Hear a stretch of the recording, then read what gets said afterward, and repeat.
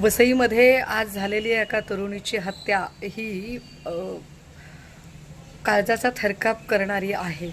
दिवसाढवळ्या एखाद्या तरुणीची अशा पद्धतीने भर रस्त्यामध्ये हत्या होते आणि लोक बघत राहतात। 10-15 लोक आजूबाजूने जात आहेत, परंतु ते लोक नुसतेच बघत आहेत। हे सगळं चित्र विदारक आहे, कारण बऱ्याचदा कायद्याचा बडगा जो आहे तो चोर सोडून संन्याशाला फाशी देणारा असा कायदा आहे की काय असं वाटायला लागतं।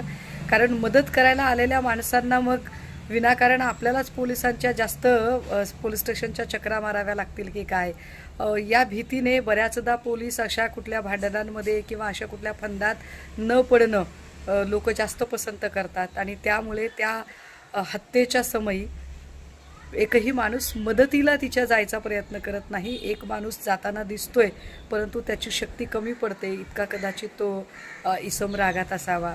पण या निमित्ताने मुंबईलगतच्या भागामध्ये जेव्हा अशी एखादी घटना घडते तेव्हा पुन्हा एकदा कायदा सुव्यवस्थेचा प्रश्न निर्माण होतो। महाराष्ट्राची राजधानी असणाऱ्या शहरालगत इतकी गंभीर आणि इतकी भयंकर घटना घडणं हे महाराष्ट्रातल्या लॉ अँड ऑर्डरवर प्रश्नचिन्ह लावणारं आहे।